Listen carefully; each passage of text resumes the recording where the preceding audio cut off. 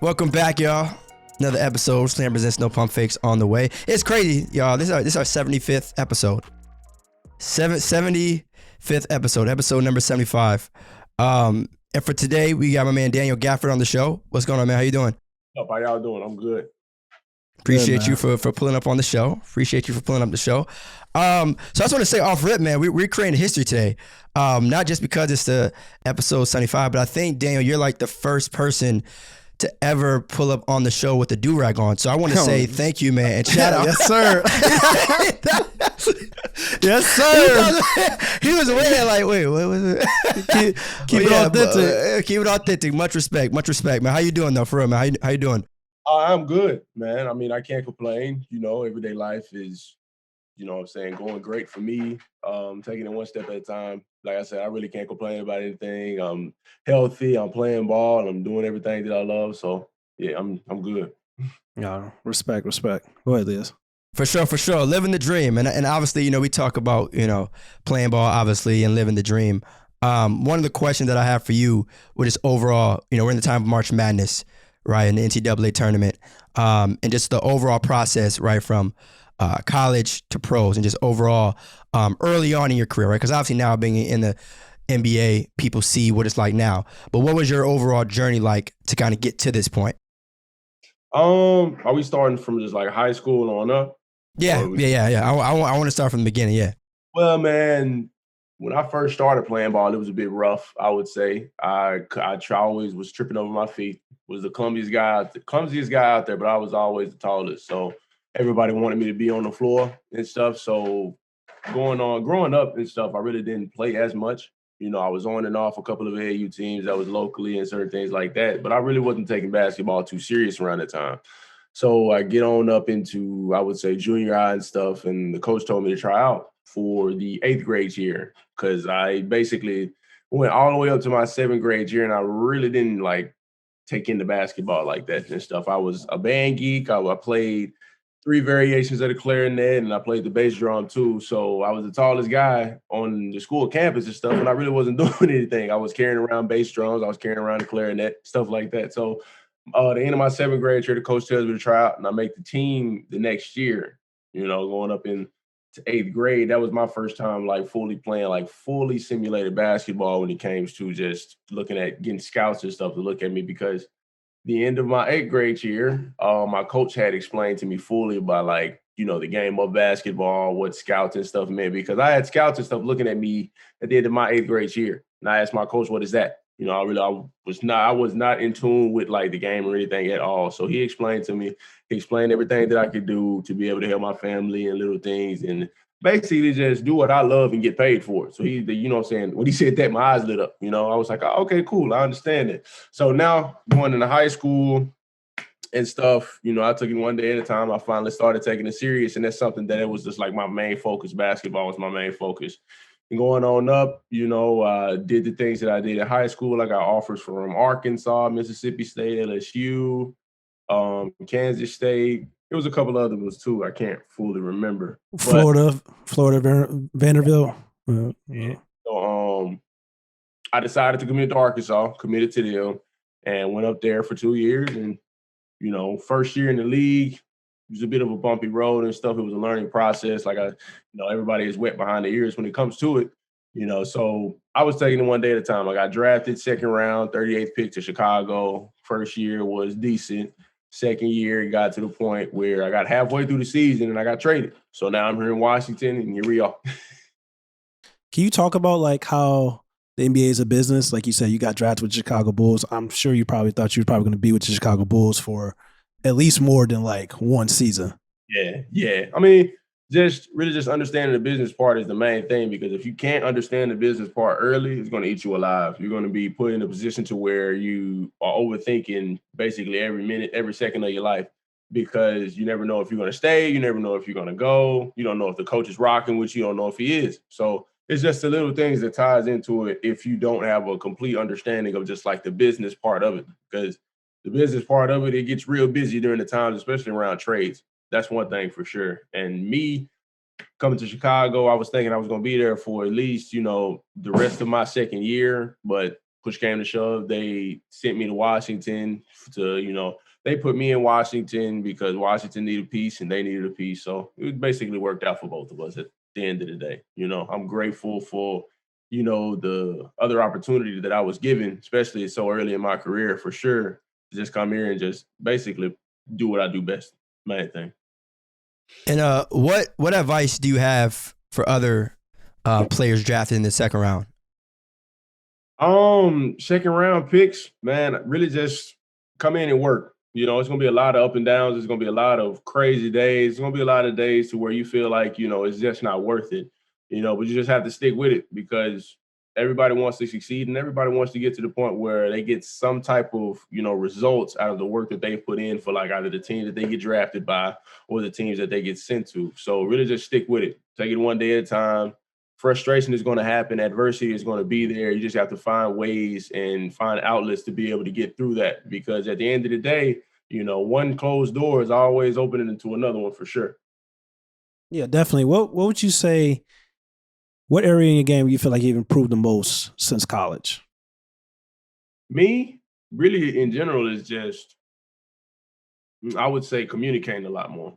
It was at times where on the floor in college and stuff, I was never really that vocal, and sometimes when it comes to tying into defense and stuff, sometimes there's most of the time that is really needed for sure, because I was always at the back end of the defense. I always had to anchor the defense, let guys know what's going on behind them little by little. And I was just never really just good in that area, I would say, but I really found ways to be able to push myself and be able to be better in that part of my game for sure. But just like the skill set of it, really just building my confidence and shooting a lot more. I've taken jump shots here and there throughout this season and stuff. And that's one thing that I'm still working towards is just having the full amount of confidence to where I can just be able to comfortably take a shot without worrying about anything on the sideline, without worried about, if I make or miss. At the end of the day, it's a good shot if you take it in the right place in the right time. And what would you say, going off that, has been the biggest difference between the college game and the pro game? Oh, I mean, it's helped me expand for sure. I get more comfortable in certain areas on the floor. Like, if I decide to post up or if I decide to catch it a little bit out beyond the paint, and attack the basket, little things like that. Because usually I was just like a back to the basket big, dribble, pound, dribble, bang inside the post and certain things like that, finishing over top, jump hooks and stuff. But now just having the ability and having the confidence to really just find ways to attack the basket and get like a good shot out of it. That's the main thing that I really worked on. Do you feel like it's more pressure for you to kind of develop your skills, especially when we talk about guys with the modern day game, modern bigs like Nikola Jokic, Joel Embiid, guys that can like operate and score at every level on the basketball court, and you're kind of like an athletic guy that's, in the post and stuff like that. So do you feel like that you have a lot of pressure to develop your skill set going forward? I mean, when it comes to the pressure to it, no. I just feel like, I have enough time to be able to develop that because, I'm not going to be athletic all my life. So being able to develop my skill set at the same time of being athletic is something good because I can show both whenever the time comes to that situation. So really just being able to take my time and build my craft as, what I'm saying, some parts of the body tends to wear down, certain things like that. I'll be able to have that skill set that I worked on in the past come to the present, and then boom, I can be able to put it on a showcase and let people know that, hey, he wasn't just athletic, he has all this in his bag too. Did you have any players that you looked up to growing up? Man, my main player that I looked up to was Kobe Bryant. For sure, just because of like the demeanor that he had when he, walked around off the floor, when he was on the court, he just had like a business demeanor. He didn't take anything from anybody, rest in peace to his soul. He didn't let anything shake him for sure. He didn't wear his feelings on his sleeves. He always worked his tail off. And really also LeBron too. LeBron was a big inspiration on me because I got to ask him a question one day at a camp when I believe I was in high school. Can't remember. I got to ask him a question and I asked him, I was like, what is your why when it comes to your success and what pushes you to be able to go out every night and go out every day and do the same thing repetitively and have the same result that you want day in, day out? And he said it was like his mom, his dad, basically all the people in his family and stuff that really were behind him and helped him get into the position that he's in now, for sure. And that's crazy to think too, because you said this was around in high school. right? Yeah, it's crazy. So what does that kind of mean to know that was when you were in high school and to now knowing that you're actually in the league and LeBron is still kind of in the league? Well, not kind of, but he is in the league. I mean, it means a lot because, I mean, it's a big inspiration just seeing him on the floor. You know, you're used to seeing him on TV. You're used to seeing him on highlights on Twitter, Instagram, whatever they have any type of highlights of him on. And now that you're seeing it in person and looking to see all the things that he's done to show, like, he's put all this time in to work on those certain skill sets, work on shooting shots in those spots, making difficult shots, dribbling the basketball little by little. It shows how hard he worked at the game to be able to put himself in the position that he's in now, for sure. And it just amazes me just seeing, like, when he played us, when we were up there playing the Lakers, you know, and he dropped a 50 ball. I was just amazed because some of the shots that he was taking, it was crazy, you know, and it's just like surprising because you see some of these shots and you think like, damn, you know, seeing that on the TV, you know, it doesn't look that crazy, but seeing it in real life, person. it's a bit different. It's crazy. No, go ahead, Thiz. No, I was just saying, in a situation like that, so is it like you get irritated or frustrated, or do you just say like, all right, you know what, Charge the game. Like, do you just kind of tip your hat off to him, or? Well, I mean, yeah, at that point in time, you just had to tip your hat off to him because he was the main force when we were playing him up there in LA. He was the main force. You really couldn't do anything. Whatever he wanted, whatever he threw up, it went in, you know? And it's just like, yeah, you know, he's one of the best players in the league, one of the best players in the world. And it's just like, what can you do? You know? Yeah. What was Facts. Daniel? What was the scouting report for the game on LeBron? Like what was something the coach went over? What was some of the things that the coaches went over? How do we stop on the whiteboard? Yeah, what gets written on the whiteboard? Really, the main thing was, you know, when it comes to him scoring 50, they're going to win the ball game. Plain and simple, because at that point he's doing it himself and he's getting his team involved too. One thing for sure we had said was make sure guys around him made the plays instead of him like facilitating everything. Because once he started facilitating everything, he started getting other guys going. And it was just like a domino effect. He got one guy going, then he threw it to Russ got going, then he threw it to Melo got going. So it was just like a domino effect. So everything when it's like around him, like going through him, it's over with basically. Because once he's in his zone, he gets his team in his zone too. It's tough to handle, especially when they get momentum down the stretch. Yeah, that's crazy how one player can have such a big impact on the rest of the guys and without even scoring the basketball. That's why he's the GOAT, in my eyes, at least. I have a question too. Obviously, we talking about obviously a current Laker, and you mentioned Kobe, right? But in your overall journey, you mentioned pretty much being introduced to the game for the most part in middle school, right? And then moving on in the later part of your career, being drafted in the second round until now. So my question after all that is, what does Mamba mentality mean to you? Mamba mentality for sure means never giving up. You can be at your lowest and you can feel at your lowest, but the next day it can always be a different part of the story that you're going through. Like, you know, there's always a certain part in the story where it's just like tough. Like I always think of it like a book. There's a certain part in the story where it's always just like this dark moment that the character's in. And then you can flip to the next chapter and boom, he's in a whole nother different mindset and a whole nother demeanor and a whole nother atmosphere just because of the simple fact that he took a step in a different direction or just figured out some type of way to get himself out of the mental like hole that he's dug himself in.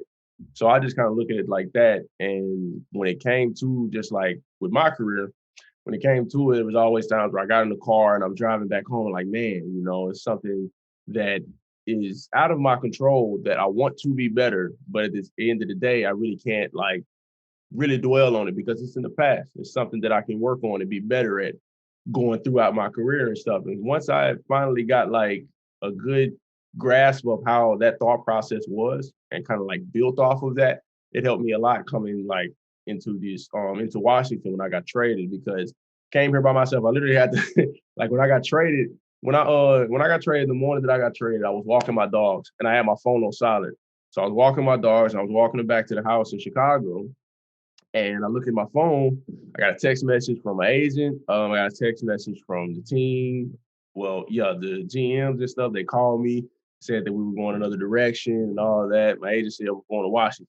And I was like, oh my God. But when I walked in the house, my girl was like, oh, you're going to Washington. You got traded. I was like, stop playing with me. You're trying to play a joke on me right now. Yeah. And I looked at my phone and then boom, it just hit me. It was a lot of emotions, not gonna lie. There was no hard feelings to the team because like everybody says, it's a business, It's always something to figure out. But at the end of the day, I just took it as this is another opportunity for me because, Tommy and the guys, they called me and stuff before I even came and said, there's a lot of things that I'm good at doing on the floor.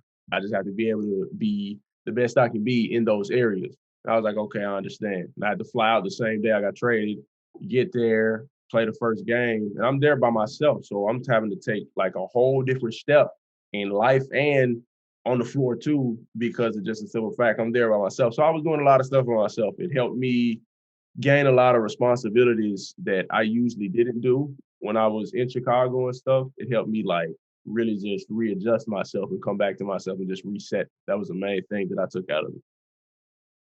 And a lot of people talking about like the physical like toll that you guys deal with on the constantly basis of a regular season and in the playoffs and stuff like that. But talk about like the mental toll. Like, what are some things that you do personally like to keep your mental strong?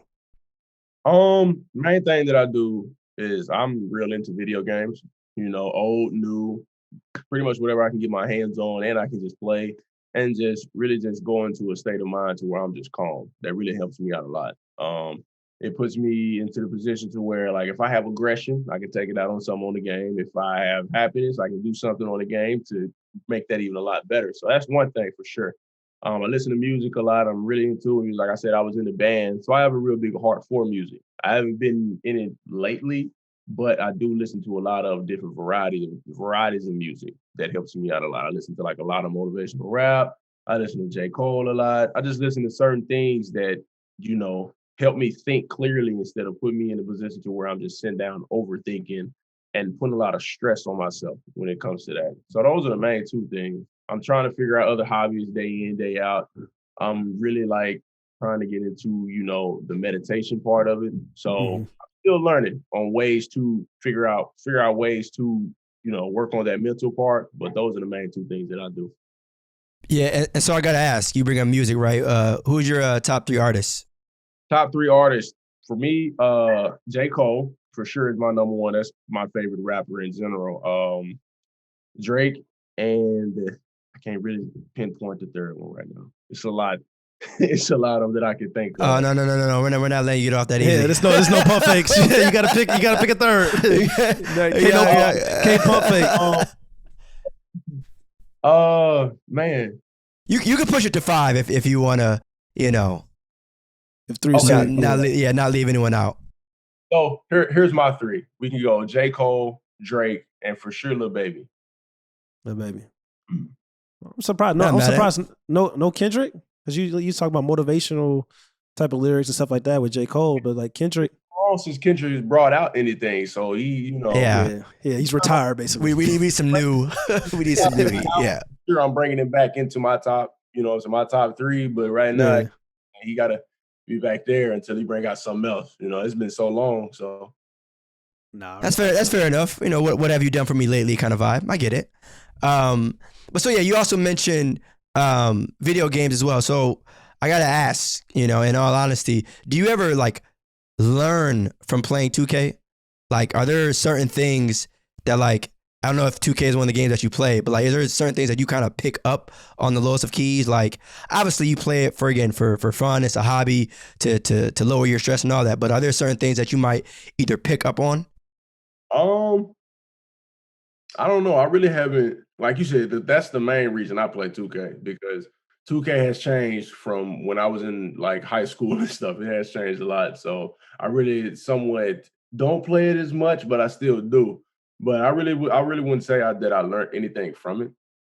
Just like the energy part of it. If you got a creative player and you going nuts with your creative player and you end up breaking like a scoring record or a rebounding record or just any type of record in general, or if you're just like playing with one of your friends and stuff and the game gets intense at the end, try to hit a buzzer beater at the end and stuff, all kind of stuff like energy wise like that. But all in all, just the basketball aspect, I would say really didn't learn anything. Only thing I would say is that I learned is just like tall guys, the taller guys, we make point guards, and the shorter guys, they make.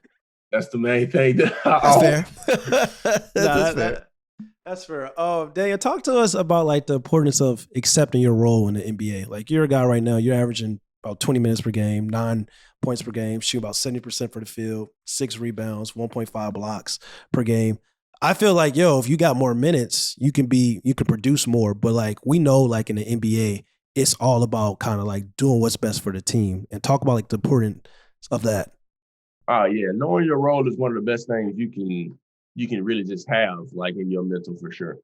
Because I mean, if you don't, you get to the point where you want to push this certain role for yourself, and the coaches and stuff have another role set for you, then it's going to be a lot of head banging when it comes to that because of the simple fact that you guys are going to come to a disagreement sooner or later. So really just knowing your role and going out and being the best you can when it comes to any type of area that you are like elite in, and being great in that area night in, night out. That's one thing for sure that I would say is knowing your role, because like I said, the coaches can have a whole different like thing set for you because like I always thought, I was going to be in a position to where I can catch the ball in the post or at the high post or anything like that, face up, attack the basket little by little and stuff. And then, the coach comes around and boom, this is your role. So, okay, now you got to change your aspect, because if you say anything back to the coach, now you're being unprofessional, and that's going to cause a lot of, I would say, what is it? Animosity or aggression throughout the locker room and stuff. We don't really want that, especially if we're trying to win games. So it's good to just take a step back, figure out your role, and go out and play at 110% in that role night in, night out for sure. Yeah, and speaking of that, what type of personal goals do you have for yourself? Personal goals really just coming out. I want to really take a shot at Defensive Player of the Year 1 year throughout my career. Being better at that, guarding through the 1 through 5 position, being able to guard guys on the perimeter. I ain't gonna be out here trying to guard Steph Curry or Kyrie Irving or anything like that, but just being able to maintain a defensive position to where I can keep a guy in front of me. It's a lot of quick guys in this league, but I want to be able to be to a point where with my length and with my athleticism and everything that comes to me as a player, I can be able to expand my defensive range to do that without getting into foul trouble, without getting blown by and letting guys just score on me. So just that's one thing for sure. Yeah. Another goal I would say is just really just being a lot better when it comes to, the physicality of the game, learning the game more, learning the refs more, because these refs are a little crazy this year. So I'm trying to, trying to get past that hump right now. It's a lot of, ups and downs with the refs this year and stuff. But same time, we got to hold the refs accountable too. So Valid statement. So you mentioned Defensive Player of the Year and obviously overall improving on the defensive end and things like that. So I got to ask, what does being a good defender mean to you? Guard your yard, really protecting home. That's the main thing.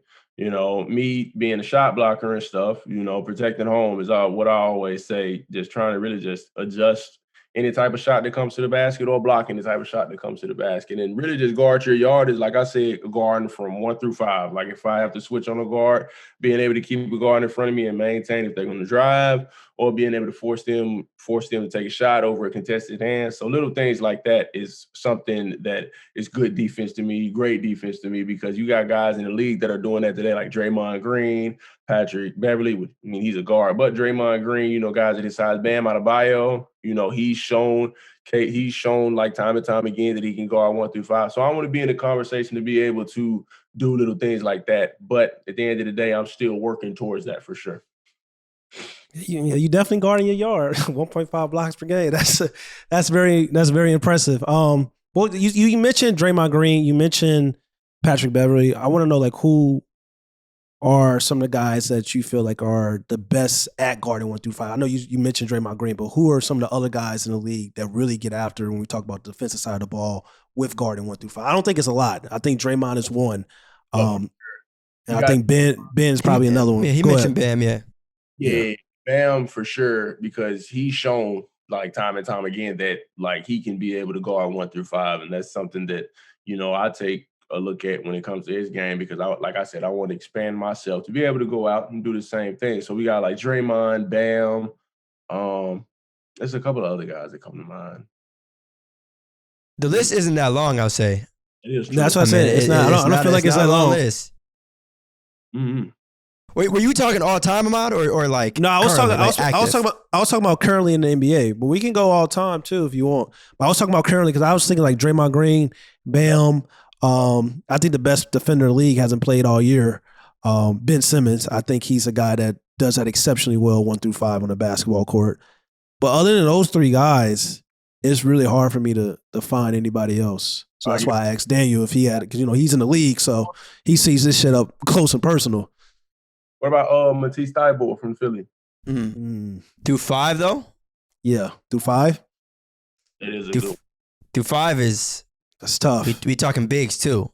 Yeah, but I think that just goes to show you not just how challenging it is, but how when players can actually do that. The appreciation should definitely be there because it's so rare, right? It's not something you see every day. So. No, that's real. Daniel's striving to do that. So that that just shows you that what you're trying to do and the potential that you're trying to reach for yourself is very, very special. But since we can't find a 1 through 5, that many guys, what big man is the hardest to defend in the NBA? That's tough because you got a lot. You got 2 versatile bigs that really do a lot that is hard to guard, and that's Nikola Jokic and Joel Embiid. Man, I say Nikola. Nikola is a bit tough to defend because you never know what he's going to do on the offensive end. He's real crafty for a guy his size, and his passing IQ, his court vision, the little things. You have to do a lot to really just take him off of his spot and take him off of his game, I would say, because he really manipulates the game to where it's hard for some guys to stay in front of him, stay out of foul trouble when guarding him, because he's gotten me in the same situation and stuff. I kind of adjusted a lot better when it came to guarding Joel. Really was just coming out and just trying to be the aggressor against him. That was something that helped me out a lot. But Nikola, I'm still, I'm still getting there with Nikola for sure.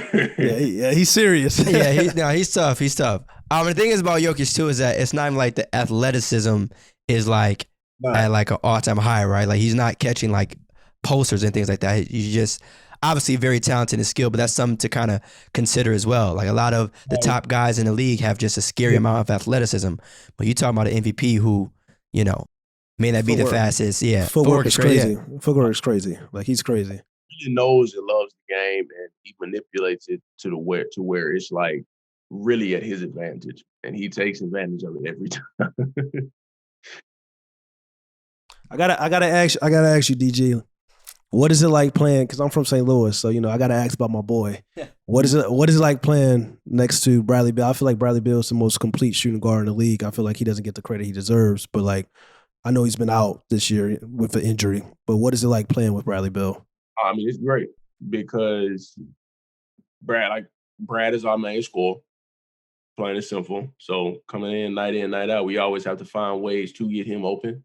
But for him being, the player that he is, he always finds ways to get himself open too. And he can always get a bucket when needed, either for himself or for the team.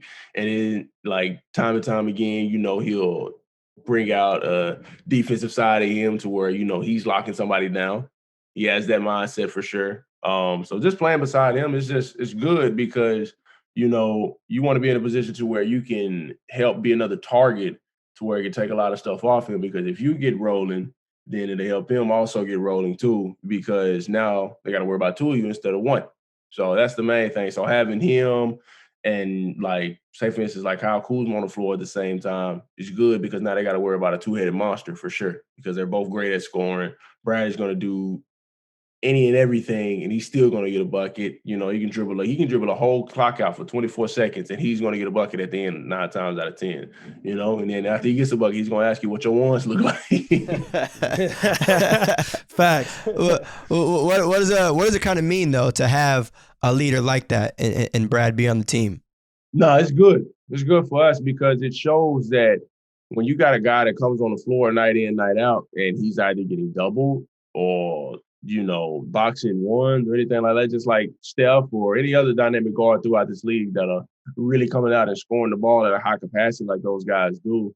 It's good seeing that, he comes out and he's not fazed by it. He still goes out and does most of the things that he's doing the night before. Like he'll score a 30-point game. Boom, he comes out and gets doubled. He'll score another 30-point game as he's getting doubled. So little by little, it just shows just like the consistency that guys like him play with at the level of the player that he is.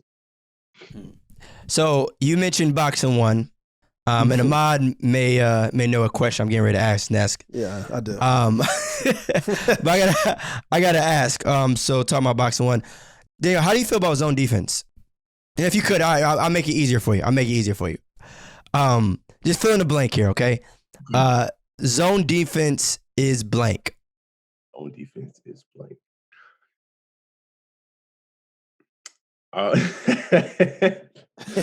Zone defense is annoying for sure. That's what I can say about it. Anytime Montrezl Harrell used to say this all the time. If a team has to play a zone against us to keep us from scoring, they can't hold defense. Yes. There we go. Yes. There we go. Yes. There we go. Yes. Yes. Yes. Me sitting beside him listening to that, there was a part of me was like, but then I thought about it and I was like, that is true. Because it gets to the point where, guys are going one-on-one. You can't guard the pick and roll, can't basically guard anything. Teams are scoring at will. You got to find some type of way to, take out the monster, and that's throwing his own at them for sure. Especially in the league. Like, come on, we adults. we adults here. What do we try to do? No. What exactly? What's the vibe here with a 2-3 at this big age? What are we gonna say, Ahmad? I'm gonna say that the one of the best damn defensive teams in the NBA right now plays zone a lot, and that's the Miami Heat. Matchup zone. Corny. It's corny. But it's just kind of like if it's producing, they're the number one seed right now in the Eastern Conference. So I have to if it's producing, if you're having success, if other teams can't stop it when you're doing this matchup zone, why not do it? It's a part of basketball. It's a strategy. So other half that was like a bit disagreeing with what Montrez had said. Like I agree with him 100%. Like on the other side, well, like 50%, so to speak. Agree with the 50% because, like, yeah, you know what I'm saying? You go into a zone, I mean, guys aren't going to be able to aren't guarding one-on-one, or we're just getting any and everything that we want. But also, at the end of the day, if the scheme is working, you really can't run from it. I'm not mad at it if it's working. Okay, I get it, but it also sends the wrong message, in my opinion. It also sends like, we can't guard one-on-one, so we're going to try and, take the easy way out. We can't contain you guys from scoring. What's the same? Okay, you talking about that with zone, but it's just like Dave just said that teams be doubling and tripling team and Bradley Beal sometimes. So it's just like that's the same thing with man. Like if you can't guard somebody one-on-one and you got a double, you got a triple team, like what's the difference between that and playing in the zone? It's still weak in every aspect. Like that's the same thing, right?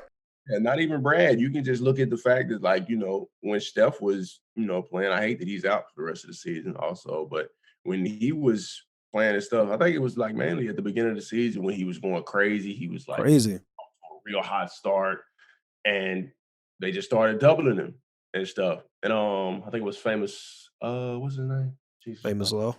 Yeah, Famous Low. Famous Low. Yeah, I don't know his name, but he was just always putting, videos and stuff on Twitter talking about how guys were doubling him, certain things like that, and he's still like doing the same thing. True, yeah. I mean, yeah, at that point. Okay, but that's a little different though. That's name recognition. That's an individual. As a zone, you are making a decision. Bradley Beal ain't got. But I'm saying that's still one person. When you play zone, you are making a collective decision. Like, hey, us 5 as individuals, we cannot guard them one-on-one. I don't know about all that. I can't. What you really mean? I don't really. Cause I can't. Because you look at a team like the Boston Celtics. Everybody in their starting lineup can guard. Marcus Smart, Al Horford, Jaylen Brown, Jason Tatum, like all those guys and Robert Williams, like, so it's just kind of like sometimes a zone is not saying that we can't guard you. Sometimes a zone is like being showed to like, yo, give that offense a different look. make it a little difficult. So I can't really sit up and say that a zone is really like what you trying to make it seem. But it is what it is. We always have this we always debate this thing. We always have this disagreement, but it is what it is. Hey, you can word it however you want. You can say, you know, oh, there's a reason why they're doing this. There's a reason why they're doing that. At the end of the day, a zone is a zone. But that's just, you know, I just felt like I had to ask that because when I heard boxing one. That's another thing I want to ask you, Daniel, though, because I always talk about, like, you said, like, you're a guy that, you know, protect the yard. You're averaging 1.5 blocks per game, so you're an elite rim protector in this league, and you're only getting 20 minutes per game, which is crazy. But, like, what about perimeter defense? Like, you mentioned Pat Beverly. When we talk about defensive player of the year, we talk constantly about guys that are kind of like, you know, protecting the yard. But what about guys that's not getting, like, the recognition they deserve on the defensive side of the ball? Because I feel like Patrick Beverly, like Marcus Smart, I feel like me personally, guarding the perimeter is the hardest part on defense. What do you feel about that? Yeah, because you're always in a different situation when it comes to defense. You have multiple assignments. Like, the bigs have certain assignments too. Guard and pick and roll. Got to make sure the roller doesn't get behind you, and you got to stop the ball at the same time. Always got to be in help side when your man is in a dunker. Little things like that. And when it comes to guarding the perimeter, that's a whole different ball game because you got guys like, you know, bringing up his name again, Steph, who is back and forth on each side of the court every play down the floor. You know, he doesn't stop moving. So you got to look into that. You got to be able to defend that. You got to stay behind him. You can't let him get any type of space because as soon as you get the ball, it's going up. No matter how much space he has, you know, you can be right beside him. He'll still pull the ball. So, yeah, I say the perimeter. I mean, it is tough because you got to guard guys like Steph, Luka, you know, Bradley Beal, Damian Lillard, you know, guys that'll come across the court and literally pull up literally as they take one step across the court. So, yeah, for sure. Like, that is tough because, you know, it's you always got to figure out a different type of way to try to defend it, you know? Yeah, and how is it knowing that, like, you can't really take a play off, if that makes sense, right? Like, literally, like you said, every single time they take 1 or 2 feet over half court, like, they're in range. Yeah, I mean, taking the play off, at this point, like, it shouldn't be in anybody's head on the floor that you're going to be able to take a play off unless you have a defensive scheme to where you're on the guy that you can muck off of and just sit and be in help side most of the time. But any other time, you really can't take a play off then because now you got to be able to be in a position to help when that guy is doing all the zigzags and coming off of the screens. You got to be in help side. You got to be up. So, yeah, you really can't take plays off at all because there's too many guys in this league these days that really manipulate the game at an elite level. And if you're not on your P's and Q's, like, them manipulating the game is nothing. It's going to be at a disadvantage for you for sure because you're going to be at the wit's end of it. You dunked on, crossed over, you know, shot a 3-ball in your face. Something is always going to happen if you take some type of play off, in my opinion. Me, I tried my best to never just not even think about taking at least one off because I'm in so many actions. I'm guarding pick and rolls, trying to stop the ball, and being up at the level too when we got shooters coming off of the screen and stuff. So yeah, it's a lot. So why do you feel like those guys, the perimeter guys, don't get the credit they deserve when we talk about defensive player of the year? Do you think it's because, like, the casual viewers or just looking at, you know, blocks and stuff like that? Because, like, the last time a defensive player of the year was an actual guard, I think it was Gary Payton. Yeah, I don't know. I mean, I guess these days we just focus on one thing, to be honest. I don't know why they, like, strayed from focusing on guys on the perimeter and guys doing multiple jobs throughout the whole game, guarding, you know, either the best player on the floor or the second best player on the floor. Really just, I don't know. You know, it's a lot of things that has changed over the years. Yeah. And it's doing it right in front of our eyes. We changed the narratives. We changed basically everything. I respect you for saying that because you're a big man. Most big men not going to come out and be honest, but you did, so I respect that. No, for sure. Yeah, because, like, with me, I want to be able to make a statement with the defensive player of the year that I want to work towards getting by being able to guard multiple positions, like I said, and guard the whole floor instead of just like guard. I want to be able to do that and put myself in that narrative like, oh, he's guarding all 5'8", he's still blocking shots. I want to be able to do something like that. Kind of like, you know, how Giannis is, you know, he comes out, guards the perimeter, most of the time, and A little bit. blocking shots, protecting the rim, doing little stuff. Go ahead, Ahmad. Respond to that, please, if you don't mind, because I know you get a little antsy about those statements.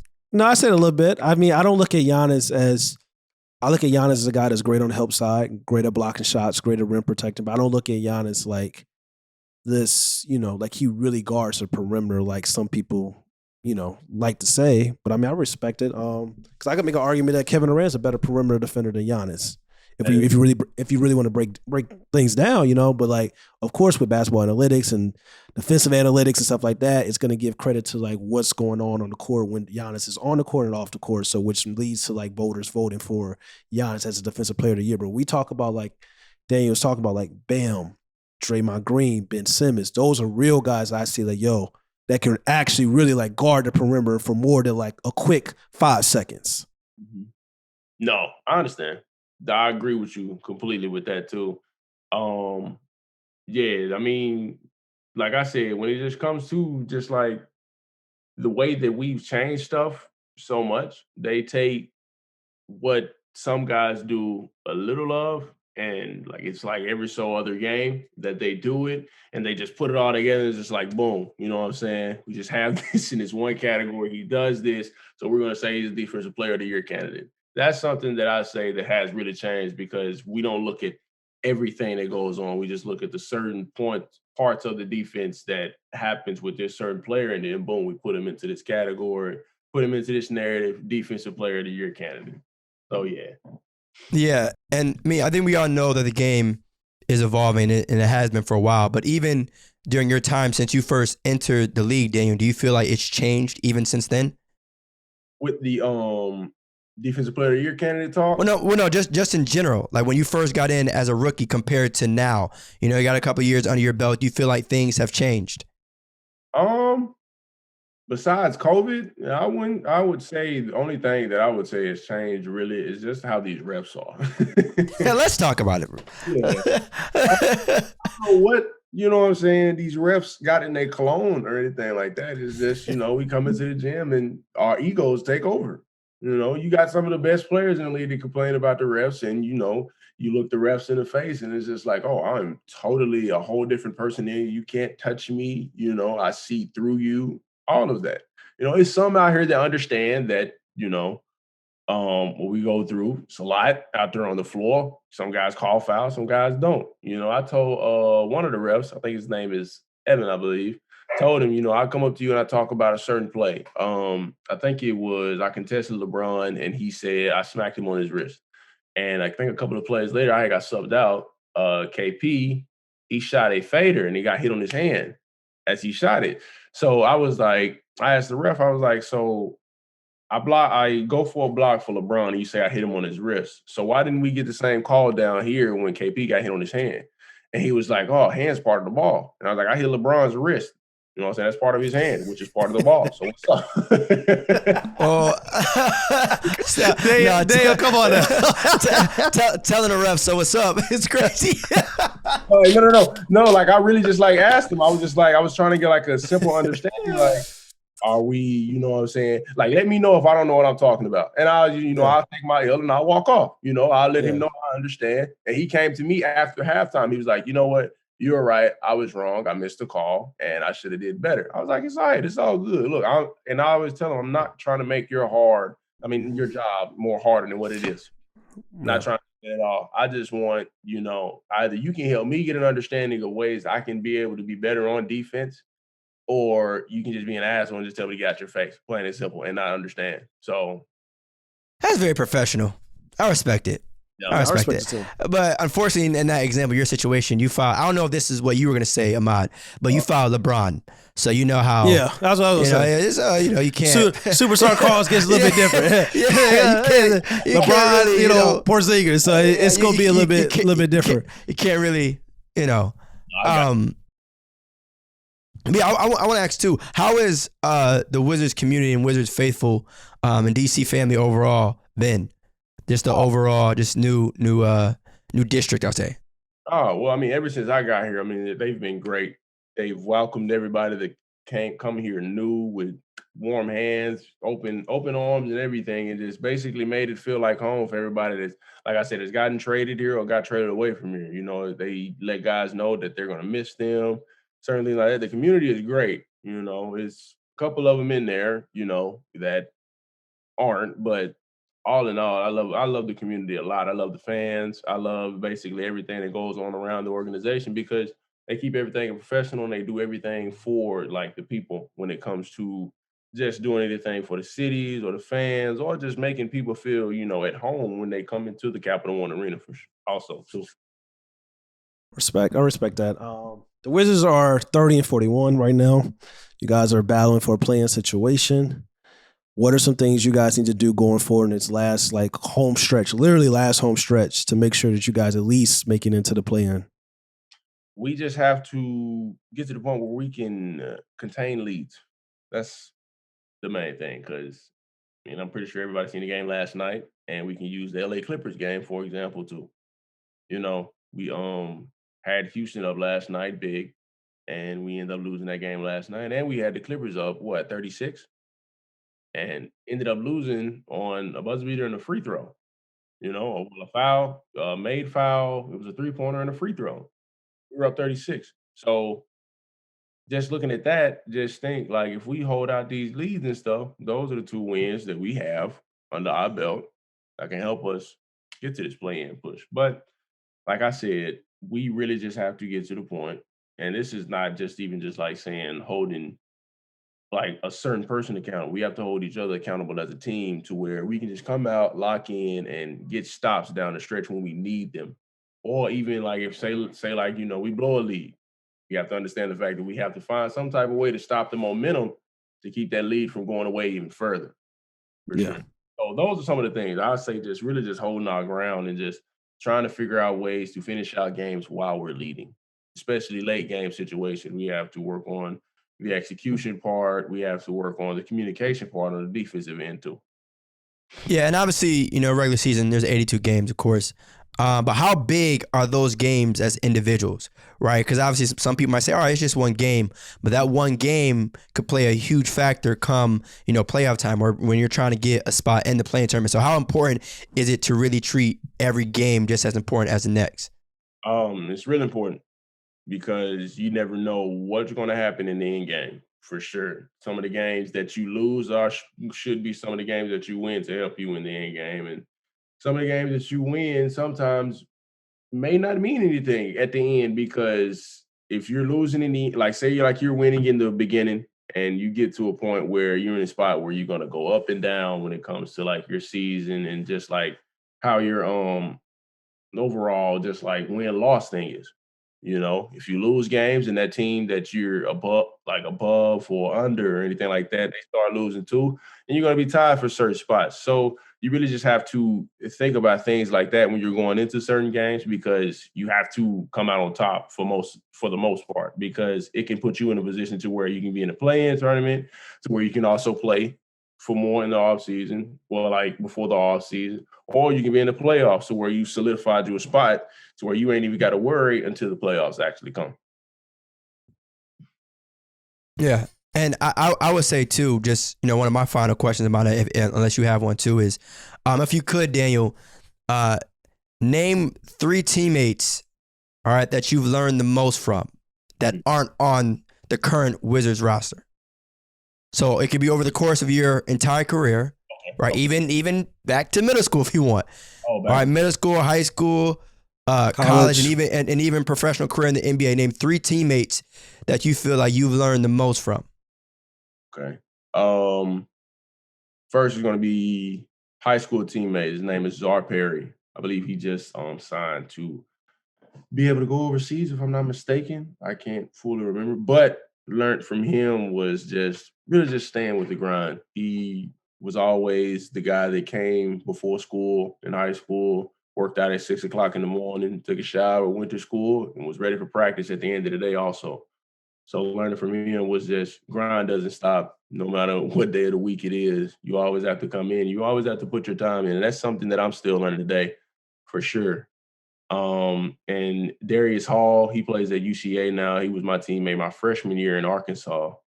And I played against him and stuff in high school, played with him in AAU. So he was basically a teammate, rival, basically everything in the book. And just learning from him is just really just grind doesn't stop as well, because he's come a long way. He's lost a couple of family members that was dear to him, and he never really just let anything stop him from being in a good mood and just, coming out and playing basketball and having fun with life in general. That was a couple of the main things that I learned from him for sure. And trying to think, well, for sure in the league now is Bradley Beal for sure. It's just, been a lot of ups and downs in his career. He's been with Washington. I guess I'm pretty sure ever since he's been in the league, right? Yeah.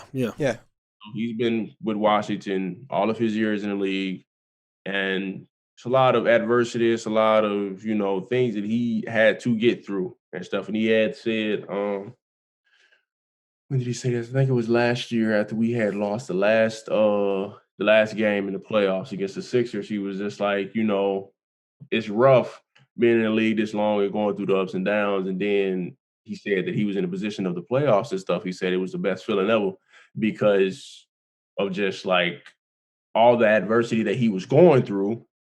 And it was just, just like that one split second, it just felt like, the whole world was lifted off of his shoulders. So that was one thing I learned about him, is just really just sticking through. So all three of those guys, just learning.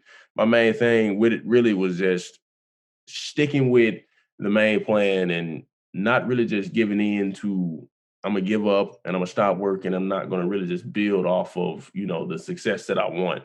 Because you fail from time to time, but you always get back up to be able to put yourself in another position and have another goal at what you were trying to do in the past. So yeah, those are the three guys for sure that I've learned a lot from. The two, like I said, were in high school. Basically, I grew up with those guys playing AAU and stuff. And then Brad and whatnot, the first time I actually played with Brad was the second day of the LA Skills Academy camp when my second year of college. The day before I had played with Kevin Durant. Next day I played with Brad and KCP. So I kind of have like somewhat known them. They probably don't remember me because I was a little skinnier back then. I had barely meat on my bones, but I was a little taller, a little shorter actually, if we're being honest. And just playing with those guys and seeing the pace that they played with, I was like, yeah, I feel like I can be able to go into the league, but I think at that time I wasn't really fully ready for that pace that they played with because they were playing fast that day. But those are my three guys, yeah. Okay, I'm with it. Ahmad, you got anything? Nah, I mean, he didn't. That's good. I ended on that. Yeah, I mean, it's all about weather in the storm. But we appreciate you, Dan, for obviously being on No Pump Face and pulling up. You have any final words for our audience at all? I'm about to say I'm good. I'm honored to be on the No Pump Face. That's the name of it, right? Yes, sir. I don't want to butcher no names. Nah, you good.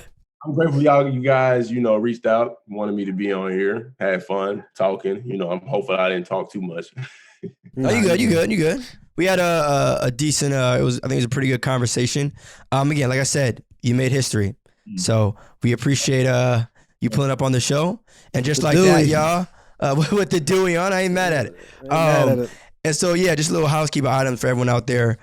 Make sure you give a 5-star rating on Apple Podcasts and Spotify, wherever you get your podcasts, No Pump Fakes. And, of course, subscribe on YouTube. All right, and just like that, y'all, we gone. Peace. What's up, y'all? It's Theus McBee. Make sure you go follow No Pump Fakes on YouTube, Apple Podcasts, Spotify, and wherever you listen to your podcasts.